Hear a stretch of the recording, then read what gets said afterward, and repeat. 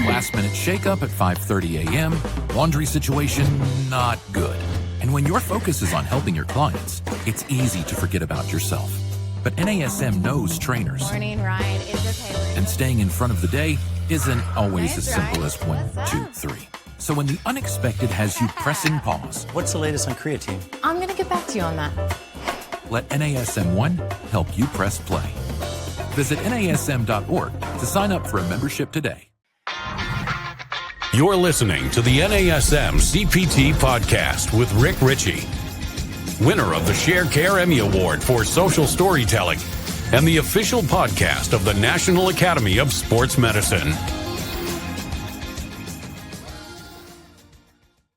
Hey, y'all, and welcome to the NASM-CPT Podcast. My name is Richey, and today, here's what I want for you. I want greatness for every trainer listening to this podcast. I want greatness when it comes to your craft. I want greatness when it comes to your skill set, your coaching ability, your business, and how you make money. I want greatness as a leader and having you lead from the front. And this, I say that because the person that is joining me today is a guy that can help just bubble that up from within.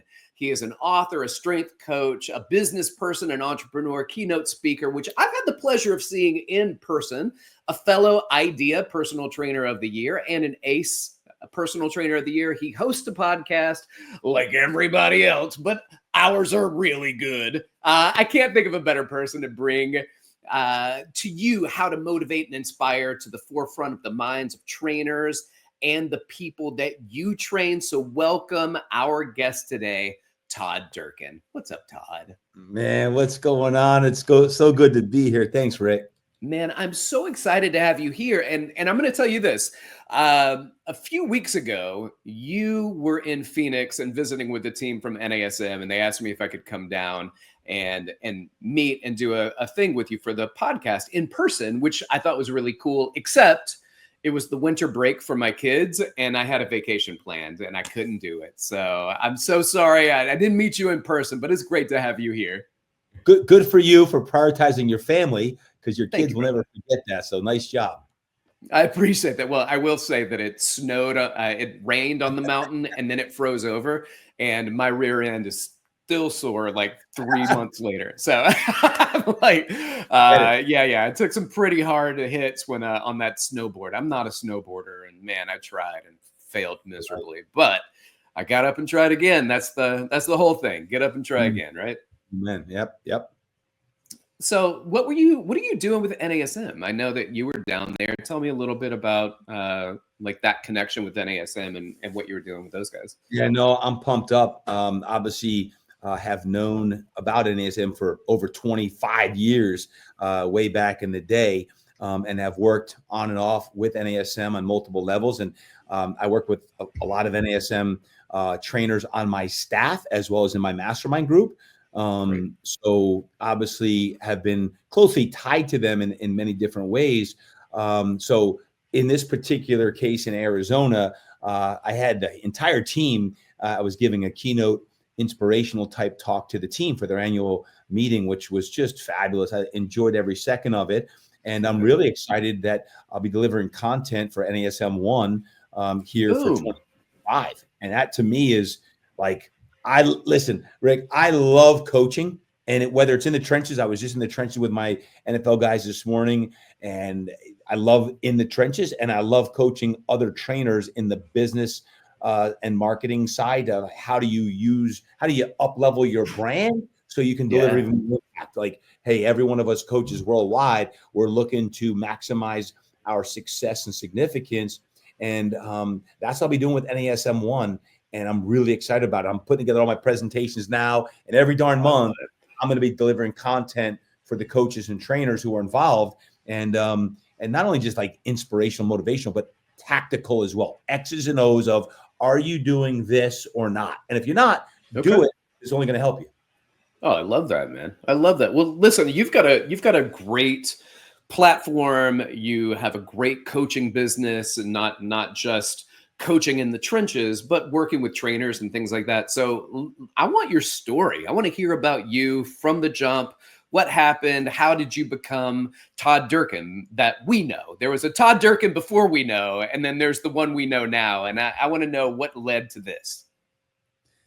Interesting question. Thank you, Rick. Listen, I always say this. I'm actually just wearing this shirt today. It's like live a life worth telling a story about what's your story.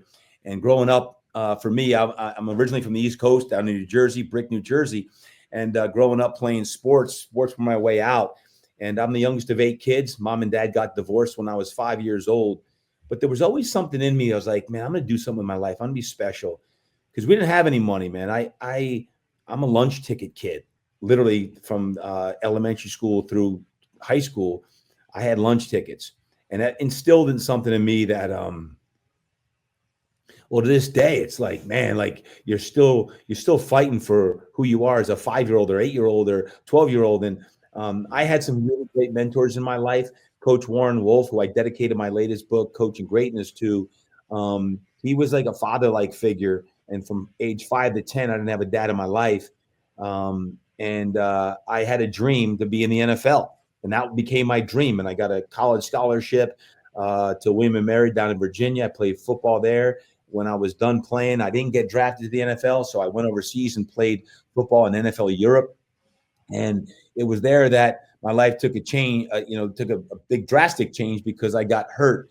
I injured my back, 3 herniated discs, spinal stenosis, degenerative back disease. And for the first time in my life, football was not going to be part of my life. And I already had an undergraduate degree in kinesiology. I'd already had my personal training and strength and conditioning certifications. I actually went and got my massage therapy certification in one of my off seasons. So I had like the certifications, but I still didn't know what I wanted to do. Like, I'm 25 years old. And I was like, man, do I want to go to chiro school? Do I want to go to physical therapy school? Do I want to go back to grad school? Do I want to go be a teacher and a coach like Coach Wolf? Because I love football and I love coaching. And I didn't know. And this back injury forced me to go down this route of healing my own pain, trying to do it without surgery. And that's what I was able to do. And I spent a few years navigating pain. And it was there that in a very fortuitous change of events, I was back on the Jersey Shore. My sister has a day spa back in the Bay Head, Point Pleasant area. And I meet this guy, name is Michael King. Michael King owned King World Productions. And King World Productions produced Oprah Winfrey and Wheel of Fortune and Jeopardy. Oh. And I'm like, whoa, this is awesome. Well, he and I hit it off. Next thing I know, I give up going to grad school at Auburn to go to Malibu, California, to start training all the Hollywood celebrities that he was with.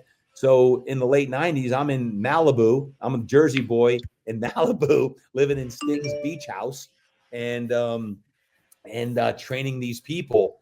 And that was kind of the start of it. But, here on the show, I'll say this. I don't know if any of you have ever been in a place in life where, like, on the outside, everything was great. Like, my buddies were all like, oh, my God, like, you're training all these celebrities and like you're living in Malibu and you're making good money. But on the inside, I knew that's not where I was supposed to be. Like, it just didn't feel right. Like, I just wasn't happy. And here I am in my mid to late 20s. And I'm like, man, LA's not for me. And I don't know. It's not the right place. I decided to end up, I moved. I left there and went to San Diego because my beat up old 1987 Volvo would have never made it back to the East Coast. So I went 2 hours south of San Diego to go to grad school and become a poor grad student again. And it was there that I met my future wife on day number 1 of grad school. And upon graduation of that, I turned down a strength and conditioning position back up in LA as a football strength coach to open my own business because I didn't want to, I knew I was going to marry my future wife someday. And I opened my own gym. And back in year 2000, there weren't small studios without memberships. But I was like, I'm going to do this. It's going to be a non-membership based personal training studio and doing where I can combine training and massage under one roof because I did a lot of body work.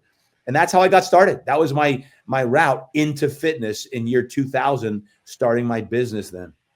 Tell me about how nervous you were opening your own business or whatever. Because I know I opened my own business. And I got to tell you, I just anxiety. I was like, I borrowed money. Yeah. I know if it fails, I still got to pay that money back. Right. Like there were a lot of things that that were tough for me to swallow, but I was also in a place where I couldn't not do it. Yeah.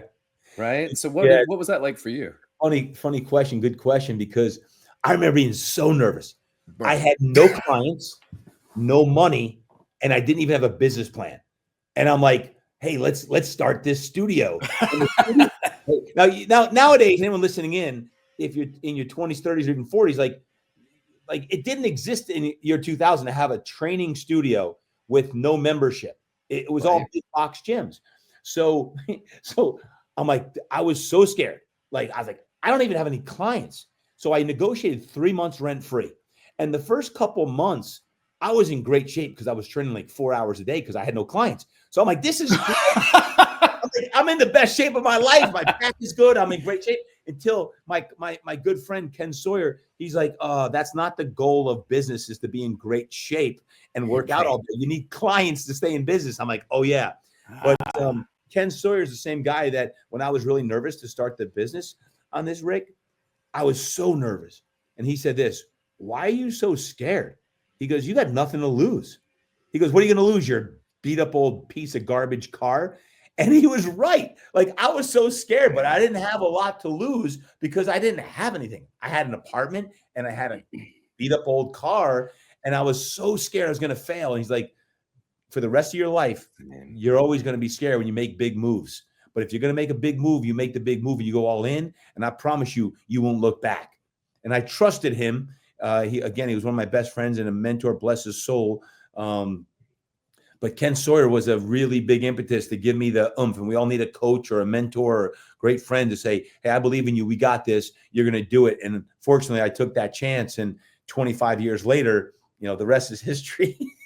That's amazing. That's amazing. You've mentioned mentors twice. So a coach that you had early on in Jersey, and then this guy here in Southern California. And you do this kind of work, right? Like, you bring coaches on and help mentor them. Can you just talk for a moment about the importance of mentorship and how that benefits personal trainers as not just a practitioner, but like the business of being a personal trainer, and how that impacts? Yeah, I've learned a lot of lessons in my career, but one of them about mentorships, it started when I was just about 14 years old, when my father, who came back in my life and was a big, big part of my life, told me that you need a mentor. I said, what's a mentor? He said, a mentor is a guide. A mentor is like a coach, a teacher, or someone who could give you a lot of wisdom before you make any big moves. They can accelerate your success, and they can really help you avoid any pitfalls. So I learned about what a mentor was. And honestly, to this day, I still have many different mentors in different roles in my life, between business and coaching, between faith, between financial mentors, like people who impart wisdom in me so that I can go mentor others. I love the role of being a coach and mentor now to other people. Heck, I mean, some of my athletes who I've been with for 20 plus years attribute me as one of their mentors. And these are guys who have achieved the highest levels of success in sport. But I love the role of mentoring now. And I'm doing it more and more. I mean, I had my mastermind group for 17 years, and I've always been a coach and mentor to other trainers. That's my DNA. That's my North Star. But even now, I coach my daughter's lacrosse team in high school, and I'm mentoring high school kids, and I'm mentoring young trainers, and my own staff between Impact X Performance and even Fitness Quest 10, my original gym. Like, I love mentoring, man. I have mentors, but everyone needs a coach. Everyone needs a mentor to help accelerate people's success and keep them online.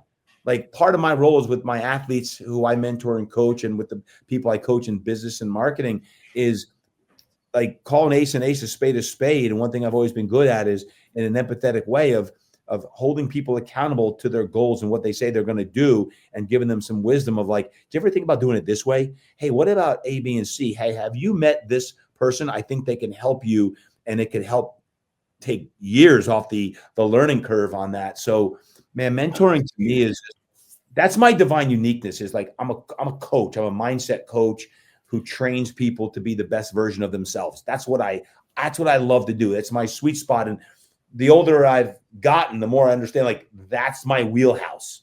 That's the wheelhouse that I really enjoy the most. All right, cool. Give me just a moment because I want to go back to the mindset coach and identify, like, give you a moment to share what that means. But before we do that, let me just throw this in there. This episode of the NASM-CPT Podcast is brought to you by NASM One, the membership for trainers and coaches. Members enjoy unlimited access to hundreds of career resources. Get the Edge app to schedule and program clients. Enjoy half off all certifications and specializations, access to free CEUs, and more. All of this for just $35 a month. Go to nasm.org/membership to learn more about NASM One. Cool. And then I'll bring it around because NASM One is something that you are going to be providing content, which you were talking about at the beginning of the show. So for those who don't know, NASM One is a great resource. Now, I do want to go back to this. You said you identify yourself as a mindset coach. Now, I have an idea of what that means, but I want you to like dig into that and what that means for us and how that makes sense. Is it mindset on positivity, on progress, on accomplishment, and setting goals? Like, where all does the idea, the concept there of mindset work for you and who you work with? Yeah. As a traditional coach who came up through the strength and conditioning world and personal training world, and as I was getting into that and starting to work with my athletes, including the NFL and baseball guys and UFC fighters, what I learned was, like, I love the actual training and the X's and O's of strength and conditioning and, putting programs together. But I realized what kept guys coming back year after year after year wasn't just the programming, but it was the mindset that I offered them. And it was something that they started coining me, like, get your mind right. Like, I wrote a book in 2020 called Get Your Mind Right. And it's because they started calling me the Get Your Mind Right guy, like, Get Your Mind Right coach. And as I started studying this more, like 2015, 16, all the way through 2020, when the book came out, Get Your Mind Right, and then this thing called the pandemic hit, it's like the more I study mindset is the more we all need this, quote, champion mindset to operate as our best selves. And the $1 million question is, how do you get your mind right when your mind ain't right? So if you want success and you want more significance in your life, well, how do you actually step into that? And mindset is a huge aspect that can hold people back, those upper limits that we sometimes set, and you keep hitting your head against the jar, like, I can't break free of this level I'm at. Well, I love ripping that upper level off and saying, hey, here's your destiny, here's what you want, and then let's put together the game plan and program that's going to allow you, and then put you in an environment that's really cemented in great habits. The habits are going to help that with the right mindset. I mean, listening to this right now, your podcast and what you do on a regular on this, Rick, is you help people's mindsets and soul sets and everything else. But for me, I just realized that one of my divine uniquenesses is with all of my clients, not just the athletes, is like, I am here to help get people's minds right. But to do that, there's certain things you have to do in your businesses and in your habits that are going to set you up for success, because just wanting something isn't going to get you there. Just hoping and praying and wishing and dreaming and that isn't going to get you there. But if you have the mindset and you're around the right people, is, oh, shoot, well, if Todd's doing that or Rick's doing that, then I can do it. And you're in an environment that's setting you up for success. So that's what mindset to me means. And as a mindset coach, it really fosters of the body and mind work hand in hand. The body and mind work hand in hand. How do you help people overcome barriers because someone just had a massive setback, or their kid, something going on with their kid, or they got laid off from work, or their finances are struggling? How, as coaches, even as trainers, how can we step into a 60-minute session or a 30-minute session and make it way beyond just the 12 exercise you may give them? It's an experience that they're like, man, that was like a complete, like almost spiritual experience where I feel like I can run through a wall and I feel euphoria, and I need more of that. To me, that's the beauty of coaching and fitness. That allows us as coaches to do that every single time we teach a class or we have a session one-on-one or a small group training session. That's the beauty of everything that we do. The beauty of this industry, this field, is it's an art and it's a science. It's a science and an art. And that's what I love. Man, I cannot wait for there to be at least a couple thousand trainers who are going to go to work tomorrow and tell their clients to get their mind right in preparation. I love it all the time, man. I'm like, it's just the idea. I'll tell my clients, I'm like, get your mind ready, then get your body ready. And that's just like, you got to put your head there first. And so get your mind right is get your mind right. Yep. Yeah. Get your mind right.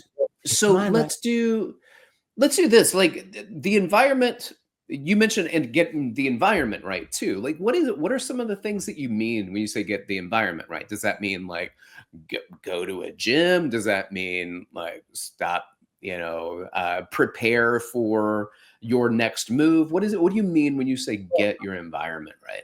Well, I'll talk to the trainers here, right? Because here please. On this podcast, we're talking to a lot of trainers.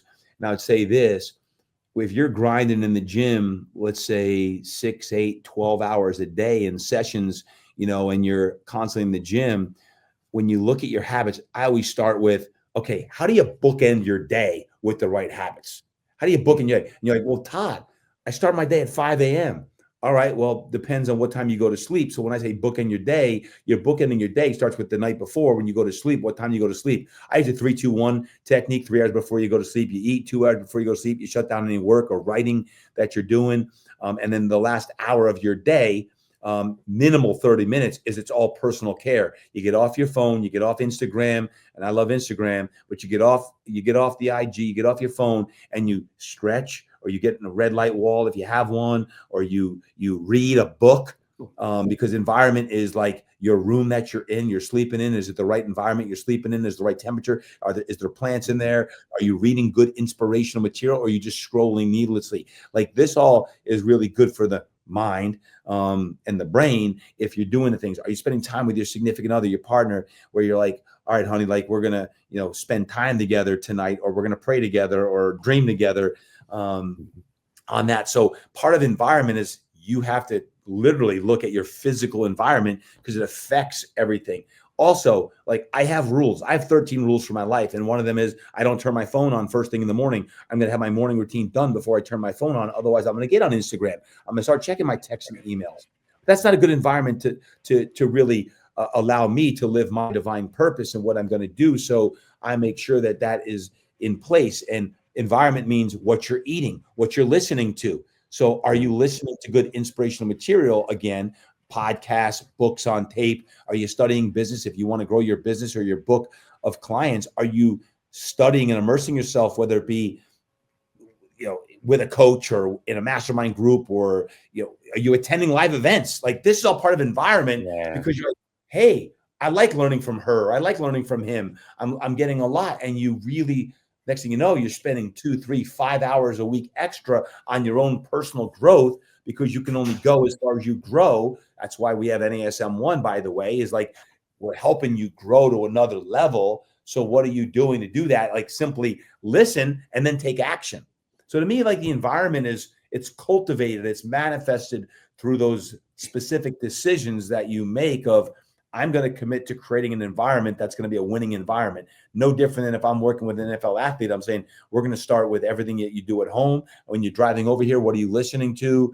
Like, when you're out with the children, are you off your phone? Like, all this, like, the little stuff that we can set up an environment for success, which means a lot of times being completely, like, in tune with you right now, Rick, like, not being on a phone or not thinking about what I got to do in an hour from now, like right. Being dialed in.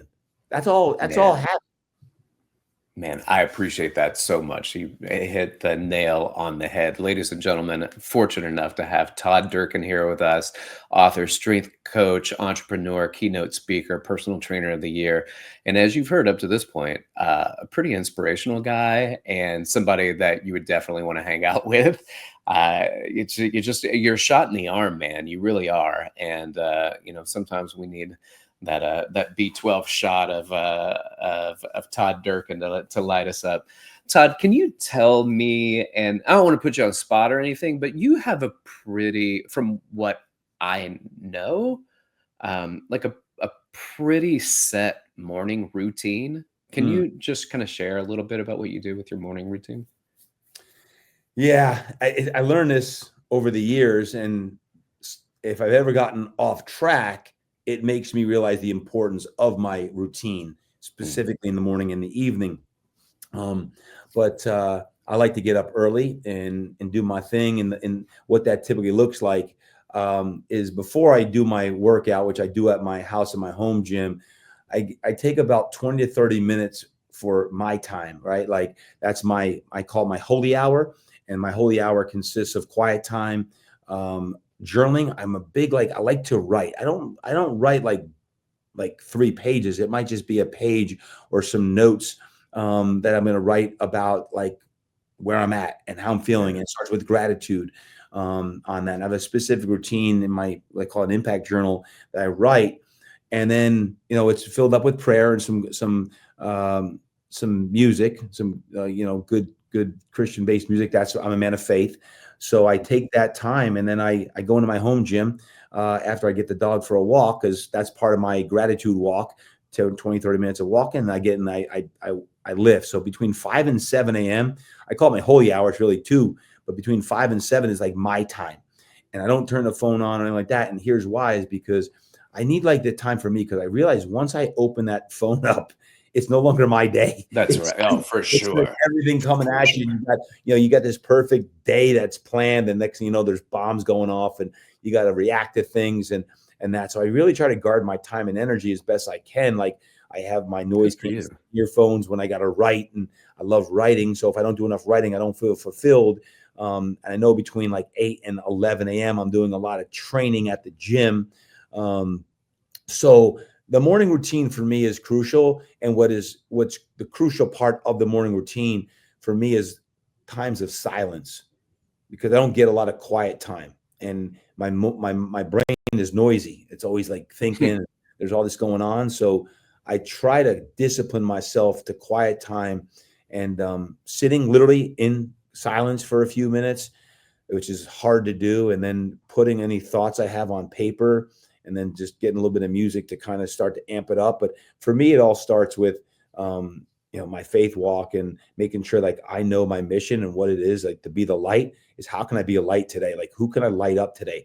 I'll leave then 3 texts. Once I turn the phone on at 7, I don't know who I thought of or whose energy came to me, but I'll leave 3 random texts to people that I need to hey, I was thinking about you this morning, and I just want to make sure that that I'm in your corner. So those 3 texts to me, they could be people I know in the family. It could be friends, it could be colleagues, someone in my mastermind group, someone I'm coaching, or it could be someone I haven't talked to in 2 years, because they came to me in my quiet time, and I just started getting these downloads.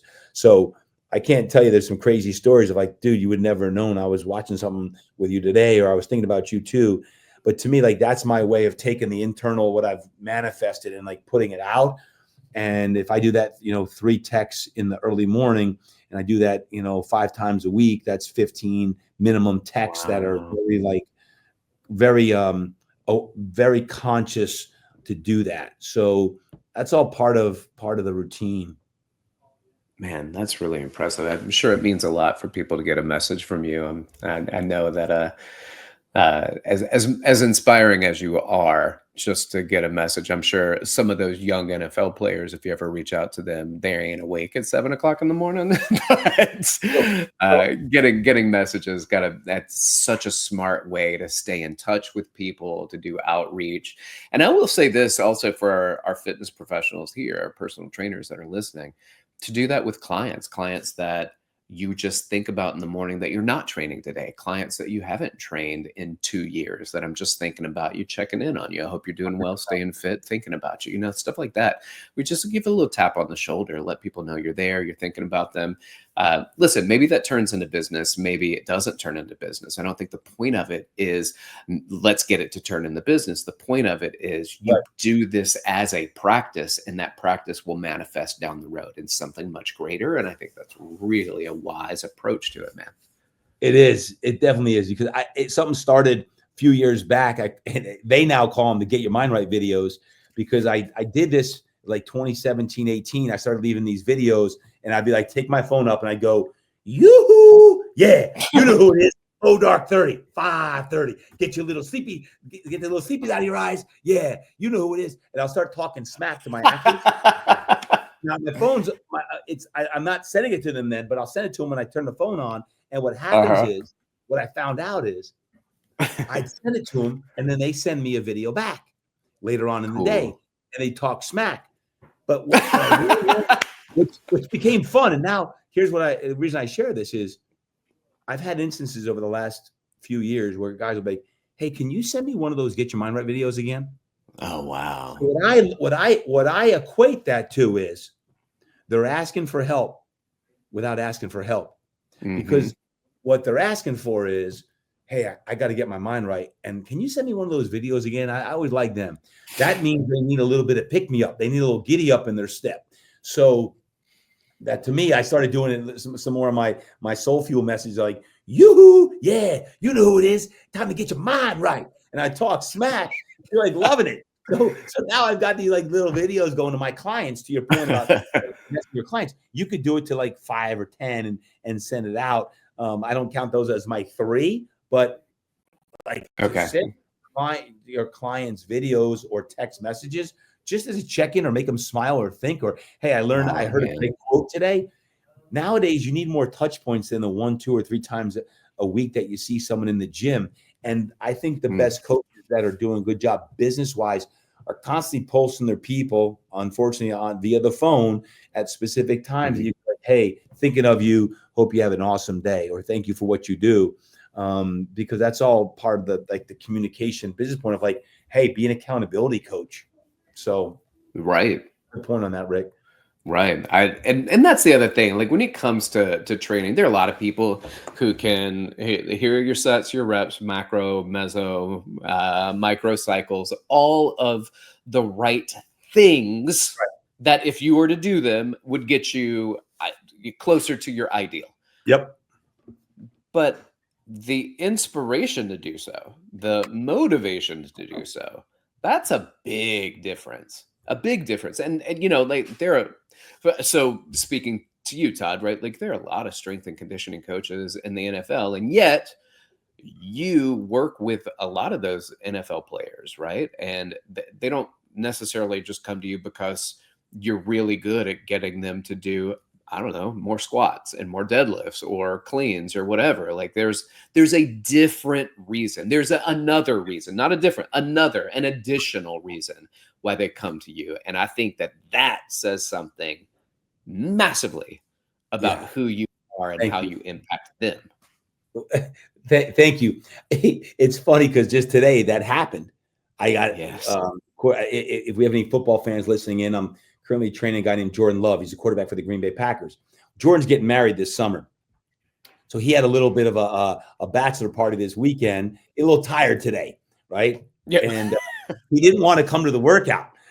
So he was like, I needed to get here because I need to get my mind right. And I knew you would do it. So I need to show up and get going. And I gave him credit. I said, good. The hardest part is showing up, because the heaviest weight in the gym is the front door. And you know that. So good job getting in here. Let's get after it. Have a little fun. And you're going to feel like you're going to feel like an NFL quarterback when you're done again. So I say that because give him credit is like, he's like, man, the last thing he wanted to do was safety bar squats, heavy lunges. We did a ton of backside work today. We did a ton of core work. We had a great workout and did all his condition. He didn't. Most people don't wake up like, man, I can't wait to go to the gym and feel great. But he knew that it was going to ultimately make him feel better and help his game. So he showed up to get his mind right. So thank you, Rick, for acknowledging that. It just happened literally today. Like, real example of a guy's like, real life. Like, I got to get better, but he didn't feel like getting in there today. He got in and he got better. Oh, okay. So I'm gonna shout this out because I now have a new phrase to say thanks to you, because I oftentimes will say the anticipation of gym is worse than the gym itself, but I'm not getting rid of that, but I'm adding to it, and I will credit you for it. The heaviest weight at the gym is the front door. Dude, that is so good. That is so good. That is going into my repertoire. It's the truth. Like, it is. Show up. Just open the door and get in the gym. And listen, I tell people all the time, come in and do, like, you don't want to show up? Come in and do one exercise. And they say, what's that going to do? And I go, nothing. It's not the one exercise. It's the showing up. The moment you get there, you're going to do another exercise and be like, I might as well do the whole workout, right? Like it's not about the one exercise. It's about showing up. I have a client who said this publicly. He's a famous pastor, Pastor David Jeremiah. He's 84 years old, 84. Go. He said this on stage. He's like, I want to sometimes just come up and sit in the corner and not even work out, just to be in the environment, to soak in and get the energy to feel better. You're here. I'm like, I've never thought about that, but I'm like, that's actually pretty cool. When anyone, I don't care who they are, but here's a guy who's preaching to millions of people on TV every weekend. He's like, Todd, when I can't train anymore with you, I'm just going to come up and sit in the corner and soak in the energy and get the energy so I can actually do what I do. And I'm like, you know what?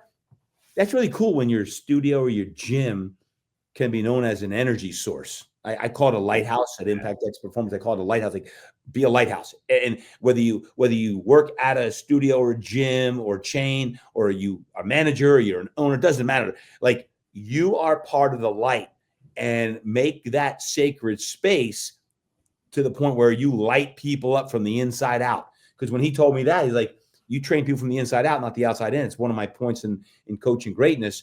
It's like, train people from the inside out. What does that mean? Train people in their minds, in their minds and spirits, as well as their bodies. So you talk about body, mind, soul. Well, when you train people's mindsets, you're training from the inside out. You're getting people's minds right. And next thing you know, they feel better. They go out and be better. Men, women, husbands, wives, moms and dads, and everything else. So I always like when a client's like, man, I didn't want to be here today, but I showed up. Or Pastor Jay says, I'm just going to start coming up here and sit in the corner and soak in the energy. I'm like, Doc, you can come here anytime. I'm here most of the week. Come in and hang out. I love that, man. I love the energy. I love the vibe. I love the inspiration. That's the whole thing. Like, it's getting people inspired to do it. And trainers, I think in a way, you know this, right? But also as trainers, we have a cool job. We have a cool job, no doubt. I love what we do as a trainer. But even having a cool job, we can get burnt out. We get burnt out doing great things. We can get burnt out having a schedule that, we train 8 people a day, but it takes us 16 hours to do it, right? Like, maybe there's no time to go home and people are just kind of all over the place with their timing and their schedule. And it can make for some really long days if you're working as a personal trainer, especially in the early days when you're in the hustle and the grind and you're trying to build the business. The goal of what we do is to help people, but sometimes we need to plug into somebody else, right? Like, we need the energy source to come from somebody else, because we're so busy giving. We're so busy giving energy. We're so busy giving inspiration and getting people to do it. I think that's what people listening are getting from you right now. They're plugging into you and they're feeding off of your energy. But my question to you is, do you feel zapped sometimes? Do you feel exhausted that, and as you start to, love what you do, but also question, I'm giving so much to this and I'm being pulled in a lot of different directions and I'm taking on a keynote, but I also have to get back quickly to see my clients. And then I've got to line up working with these guys, my NFL or my MLB guys, right? Like, you get pulled in a lot of different directions. How do you come back and say, do you plug into somebody else? What do you do in those moments? Yeah, it's a great question. And if I can answer it in 2 ways, if you don't mind, Please. Because I've learned the hard way, as well as what I need to do to protect my energy, because all of us need to protect our energy, because we do what we do because we love it. And I don't joke about this, but I tell my wife, 23 years of, like, unfortunately, I would work 7 days a week if I could, and I sometimes do, which isn't always a good thing. One of my mentors, again, Wayne Cotton, who helped me start my business, he told me way back when, he goes, you got to learn to take time off to work on your business and work on you, not just always be in your business, because if you work in your business, you soon won't have a business. And I was like, He went on further to say, if you keep working like the way you're working, you're going to end up like your father, dead at the age of 58 of a heart attack. And that hit me like a ton of bricks. Whoa. It was early 2000s and I was building my business and he told me, you can't keep going like you're doing. You're running. He goes, is life a marathon or a sprint? I'm like, it's a marathon. You got to keep going. And who gets to the finish line first wins. He said, no, it's not a marathon. Life is a series of sprints. It's the same way you train your athletes. You sprint, you rest, you sprint, you rest, you sprint, you rest. The key is the rest because the rest energizes you. But what you're doing right now, he said, you're sprinting a marathon distance. You can't sprint a marathon. Otherwise, you will die. And the reason I share that is because really only once in my life did I burn out. And I burnt out to the point where I almost burnt out, like done. Oh. And it was during the pandemic because what happened was I wanted to try to save the world and save our industry. And I told trainers, get on my back, and all these things. And I was on fire for 9 months, 7 days a week, going live every day at 12 noon. I went live and I was pulling the weights in and out. California was crazy. And anyway, long story short, my knee started hurting and I got a second knee replacement. And that led to a back injury where I needed a 14-hour surgery. Yeah, I said 14-hour surgery. And for the first time in my life, I questioned, like, I don't know if I can keep doing this. My body is beat up and I'm putting the weight of the world on my back and my back broke. And I share this with you. Why? Is because it took me 3.5 years, Rick, 3.5 years to get through this very difficult period. But now looking back, it all ended in 2023. It was 2020 through 2023 where I got on the other side of this. Looking back, it was one of the most valuable lessons that took me to another deeper level of my own life. You know, for the first time in my life, I was like, man, I don't know if I can keep doing this. Right. But just for the sake of time, I'll fast forward. I wrote a book on it. I have 6 books. I wrote 2 in the last year. True Strength. My book, True Strength, depicts the toughest time of my life. And after 25 years in this industry, Rick, I was at the lowest point of my life. Like I was giving to the point where I gave so much, I didn't take any time for me. I was so save the world mentality that I broke. I literally broke my knee. I had my second knee replacement. The back goes out. All this stuff. Why do I share? Is because it led me to start my franchise, Impact X Performance. I believe it was God's way of saying, answering my own deep introspection of like, I had this success in the industry, but deep down, no one else would know this. Mm-hmm. I felt like there was another level that I wasn't tapping into. I felt like there was more to me and I could keep doing what I've always done, but I wasn't completely filled.